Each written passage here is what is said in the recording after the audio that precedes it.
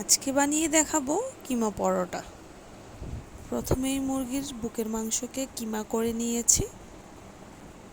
পরে তেল গরম করে মুরগির কিমাটাকে হালকা সটে করে দিয়েছি আদা বাটা, রসুন বাটা, আরও দিয়েছি ধনিয়া গুঁড়ো, জিরে গুঁড়ো, স্বাদমতো লবণ, একটু ভিনেগার, 1 প্যাকেট ম্যাগি মশলা দিয়ে সব কিছু আবার ভালো মতো নেড়ে চেড়ে কুচি করা পেঁয়াজ, কাঁচামরিচ দিয়ে আবারও নেড়ে চেড়ে ভালো মতো এগুলো সটে হয়ে গেলে এখন উপর থেকে ধনিয়া পাতা নিয়ে এগুলোকে ঠান্ডা করে নিব।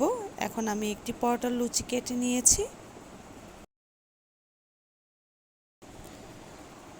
পরোটাকে একটু লম্বা শেপে বেলে পরে মাঝখান থেকে আমি কিমাটা দিয়ে নিচ্ছি।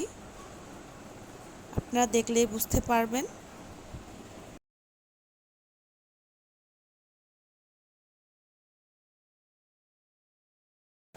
এখন আমি এটিকে ভালো মতো এপিট ওপিট করে ছেঁকে নিব। যখনই দেখব সাদা ভাবটা চলে গিয়েছে, এখন আমি তেল দিয়ে ভালো মতো লাল লাল করে ভেজে নিব। এই যে সার্ভ করে দিচ্ছি। সবাই একবার ট্রাই করে দেখবেন। আল্লাহ হাফেজ।